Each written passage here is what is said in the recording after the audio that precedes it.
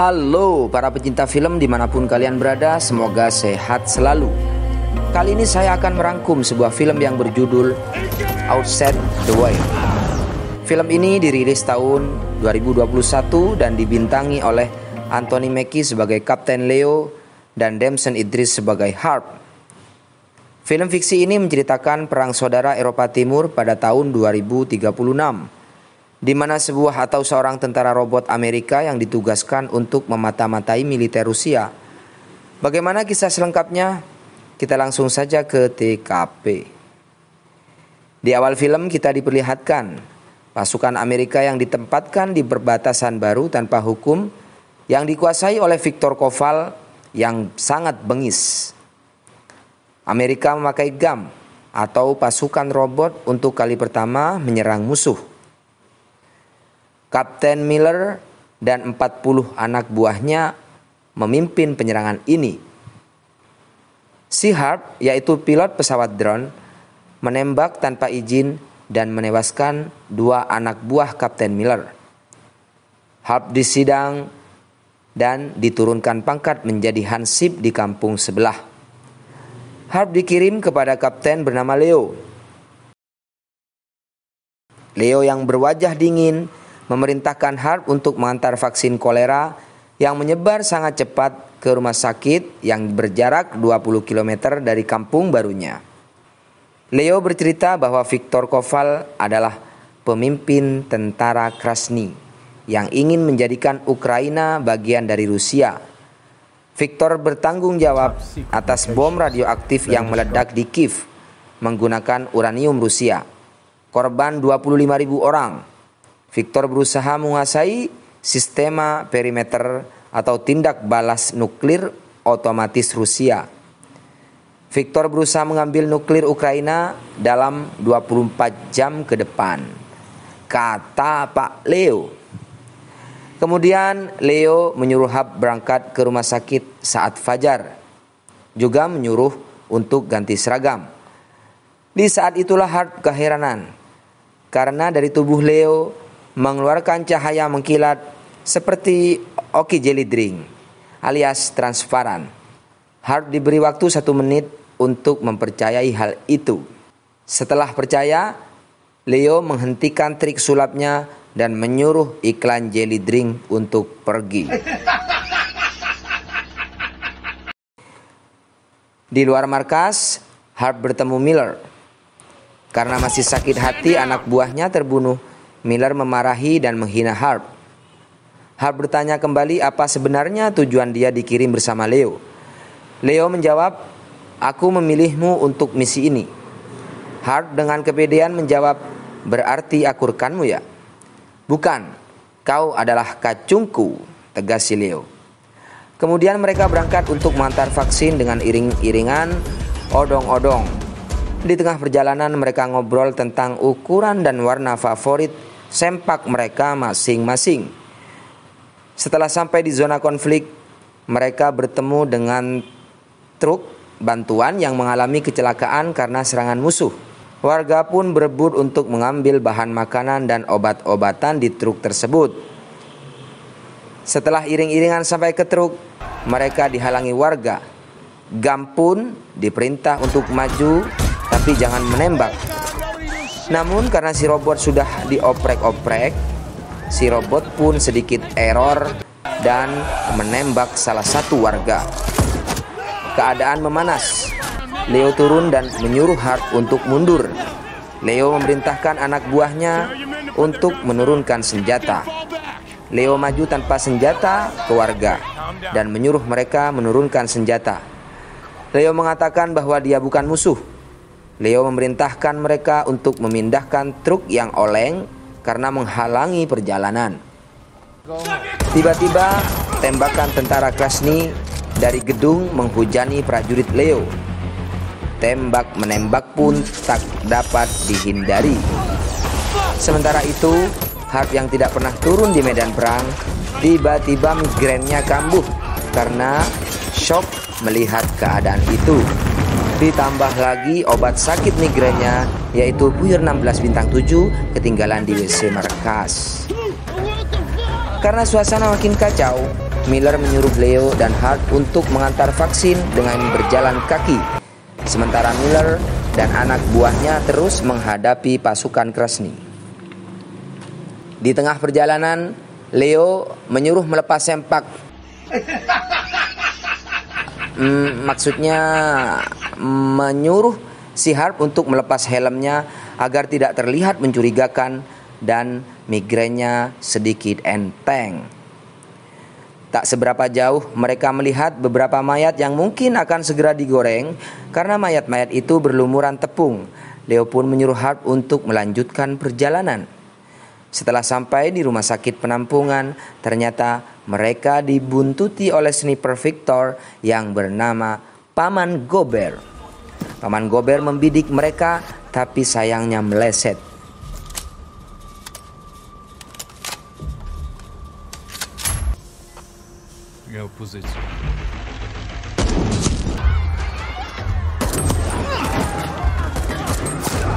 Dengan cepat, Leo menembak dia dengan pistol mininya dan Paman Gober pun terlentang. Leo bertanya kepada Paman Gober, tapi si Gober tidak menjawab, malah menghina Leo.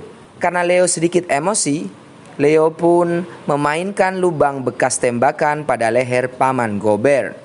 Namun, Paman Gober tetap memilih diam.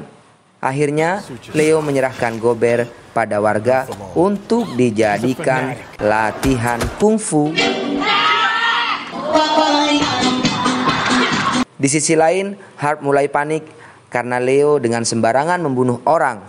Hart mengancam Leo untuk melapor ke markas. Dengan tenang, Leo mengalihkan hal itu dan menyuruh Hart untuk naik ke truk. Awalnya Hart menolak, namun akhirnya Hart pun naik ke truk dengan migrain yang semakin parah menuju ke kediaman informan Leo. Di dalam truk, Leo pun menghibur Hart untuk mengajak bermain dokter-dokteran. Leo menyuruh Hart untuk memegang tangannya dan menanyakan apa yang dia rasakan. Hart menjawab, "Aku merasakan tanganmu sangat kasar. Jangan-jangan kau mantan kuli bangunan ya, Kapten?" Leo pun marah dan menjelaskan bahwa dia bukan manusia. "Aku adalah robot prajurit khusus. Dalam situasi ekstrim, aku bisa berbuat semauku," kata Leo. Sesampainya di rumah Mbak Sophie, yaitu informan Leo, Hart mencoba menyapanya, namun Mbak Sophie cuek. Mbak Sophie bercerita bahwa nuklir yang ada di kotanya akan diambil oleh Victor dengan berangkas yang hanya diketahui oleh Pak Oslak, yaitu si penjual senjata.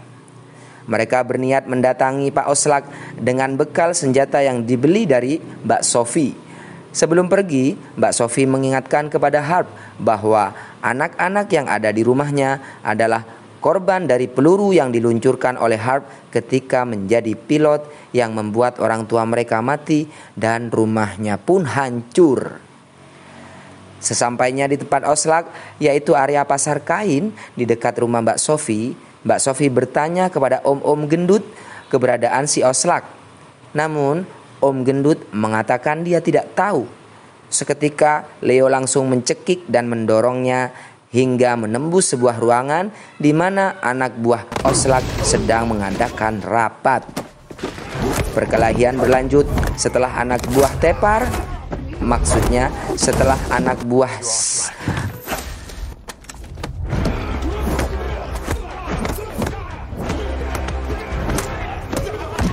Setelah semua anak buah Tepar, Leo langsung bertanya kepada Oslak keberadaan Victor.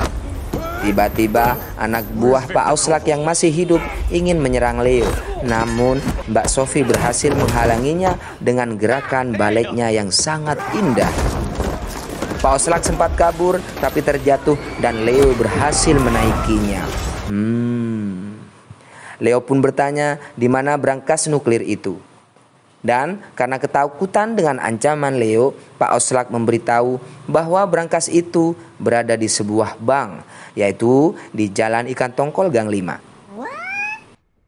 Setelah tahu lokasi itu, hal mengejutkan terjadi. Mbak Sophie tanpa ragu dan tanpa perasaan memberikan cindera mata, yaitu satu selongsong peluru di kening Pak Oslak. Pak Oslak pun game over. Segera Leo dan Harp menuju ke jalan ikan tongkol. Di tengah perjalanan, lagi-lagi mereka membahas sempak yang paling nyaman di selangkangan. Sesampainya di bank, Leo meminta Harp untuk mengambil GPS di punggungnya agar tidak terlacak oleh pasukan Rusia. Setelah selesai, Harp menempelkan Hansaplast ajaib dan seketika punggung Leo kembali seperti semula. Kemudian mereka berdua masuk. Sementara Harp menyelamatkan para sandera, Leo sibuk untuk menghabisi anak buah pasukan Krasny.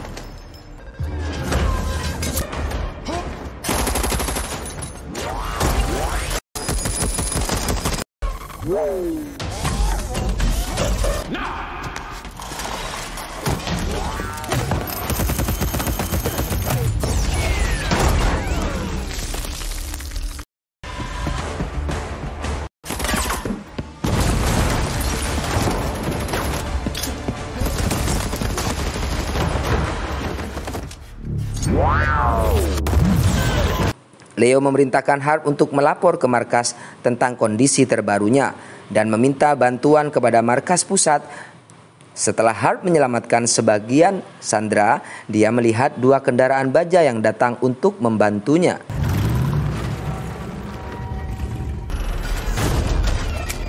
Namun, dari dalam para pasukan Krasny keluar membawa sandera dan menyuruh Harp untuk menurunkan senjata. Бросайте оружие!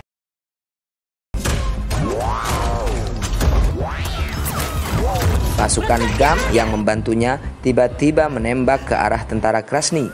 Pertempuran pun tak terelakkan. Sebagian sandera mati tertembak dan yang lain berhasil diamankan oleh Harp. Harp kembali ke pertempuran dan menghubungi markas, yaitu Kapten Eckhart. Eckhart mengatakan bahwa lokasi itu akan dimusnahkan dengan bom oleh pesawat drone.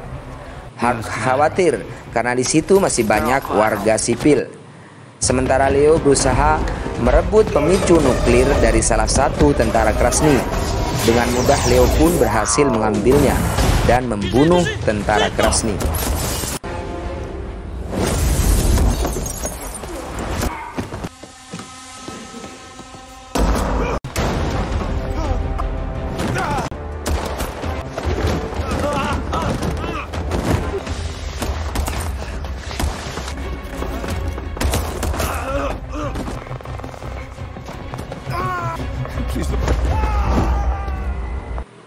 Setelah pesawat drone sampai di lokasi dan mengunci target, bom pun diluncurkan dan Harp berhasil menyelamatkan satu sandera. Setelah keluar dari tempat aman, Harp melihat semua korban yang sudah matang terpanggang oleh bom. Harp teringat dengan kejadian ketika dia masih menjadi pilot drone dan menembaki teman-temannya dulu. Leo dan Harp meninggalkan lokasi kejadian. Di perjalanan, Harp menyuruh Leo untuk melapor ke markas karena sudah mendapatkan kodenya. Namun, ada yang aneh di sini. Leo diam saja. Harp pun mulai curiga dan bertanya, "Sebenarnya apa tujuanku menjalankan misi ini?" Leo menjelaskan bahwa Harp sudah berhasil membuang pelacak gagal aman militer Amerika darinya. Dan berkat drone Amerika yang menembak gedung itu, Eckhart mengira Leo sudah tewas. Mendengar penjelasan Leo, Harp berpikir kalau Leo adalah pengkhianat dan bermaksud mengambil senjata dan menodongkan senjata ke arah Leo. Namun Leo berhasil menempelkan pistol air lebih dulu ke jidat si Harp. Leo pun memukulnya hingga pingsan. Bangun dari pingsan, Harp kaget karena dibuat mainan oleh 2 anak kecil. Anak-anak itu mengira Harp adalah mutan yang lagi nyasar di kampung mereka. Tiba-tiba Datanglah sebuah mobil dan menutup kepala Harp untuk dibawa ke suatu tempat. Setelah sampai, sebelum dibuka penutup kepalanya, Harp diberi suntikan imunisasi campak. Setelah penutup kepalanya dibuka, Harp kaget karena yang ada di hadapannya adalah Mbak Sophie. Mbak Sophie bercerita bahwa Victor masih hidup dan Leo akan mengendalikan misil nuklir demi para penentang. Mbak Sophie menceritakan bahwa Amerika lah yang mengacaukan Rusia. Harp pun masih belum percaya hal itu. Scene berpindah ketika Leo datang ke suatu tempat dan diraba-raba oleh seorang tentara cewek cantik. Ternyata Leo menemui Victor yang masih hidup. Victor meminta pemicu nuklir kepada Leo, namun Leo menolaknya. "Apa maumu?" kata Victor. "Aku mau tahu lokasi perimeter." Victor kembali bertanya, "Apa imbalanku? Ku biarkan kau hidup." Victor pun tersenyum sinis. Setelah perdebatan, Leo meremas bahu Victor. Kemudian Victor tiba-tiba menyerang Leo. Leo pun dengan cepat menembaki Victor dan anak buahnya. Dan sayang sekali, mbak-mbak yang meraba-raba tadi juga tewas tertembak tepat di leher. Sayang sekali ya, padahal mbaknya cakep loh. Leo sempat lengah dan ditembaki oleh Victor bertubi-tubi. Tembakan itu tak berarti apa-apa dan berbalik menyerang Victor dengan cara melempar gagang bendera palang hijau ke arah Victor. Dan Victor pun game over. Scene berpindah ketika Harp bertanya lagi tentang tujuan Sophie dan Leo sebenarnya. Maaf, ada motor. Scene berpindah ketika Harp bertanya lagi tentang tujuan Sophie dan Leo sebenarnya. Karena Harp ber-IQ rendah, dia nggak ngerti apa yang dikatakan Sophie. Kemudian Sophie menyuruh Harp pulang. Setelah Victor tewas, Leo pun memasukkan sebuah kode di laptop si Unyil dan berkata, "Terima kasih Pak Raden." Karena sudah diusir oleh Mbak Sophie, Harp pun pulang dengan berjalan kaki sambil menunggu pesanan ojolnya. Di tengah jalan, Harp dihadang oleh tentara Eckhart dan dibawa kembali ke markas AS. Karena Harp anak jujur, Harp bercerita apa adanya kepada Eckhart. Harp bercerita Victor dan Leo mempunyai tujuan yang sama, yaitu ingin menghancurkan dataran Amerika dengan nuklir. Seketika itu, Harp, Miller, dan Eckhart sakit kepala berjamaah. Eckhart pun melanjutkan pertanyaannya, bagaimana bisa Leo bertindak sejauh ini? Harp mengatakan dia menggunakan mobil Oslak untuk melancarkan aksinya. Kemudian Harp meminta bantuan Mbak Bell untuk melacak keberadaan mobil itu dengan pesawat drone. Harp minta izin kepada Kolonel Eckhart untuk menghadapi Leo sendirian. Setelah Harp berangkat, sinyal mobil Leo hilang. Bell pun kesulitan untuk melacaknya. Harp pun dipandu oleh Mbak Bell untuk menuju ke lokasi terakhir mobil Leo, yaitu di perbatasan Rusia. Harp pun mulai mencari Leo di sebuah gudang garam di perbatasan. Tak lama Harp menemukan beberapa mayat tergeletak. Di tengah gudang, Harp dikagetkan dengan jatuhnya mayat. Harp naik dan terus mencari Leo, sementara Leo mulai bersiap untuk memasang alat pemicu nuklir. Akhirnya, Harp bertemu dengan Leo dan sempat bicara, "Nuklir ini akan membunuh jutaan orang." Leo menjawab, "Dan aku akan menyelamatkan 100 juta orang." Sambil menahan leher Harp ke arah dinding. Kemudian Harp menembakkan beberapa peluru ke perut Leo. Leo yang ditembak, malah Harp yang pingsan kehabisan nafas. Harp. Leo pun berhasil mengaktifkan nuklir. Di saat itu pula Harp tersadar dari pingsannya dan mendapatkan kontak dari Mbak Bell untuk melaporkan situasi di gudang garam. Bukannya melapor, Harp malah menembaki Leo bertubi-tubi dengan senjata tembus baja. Di saat Oki Jelly Drink sekarat, dia menjelaskan semuanya bahwa dia akan menghancurkan Amerika dengan nuklir itu. Karena nuklir sudah aktif, Harp melapor ke Mbak Bell untuk meluncurkan rudal dari drone-nya ke arah nuklir. Rudal pun diluncurkan. Harp berlari untuk menyelamatkan diri, sedangkan Leo dan nuklirnya hancur.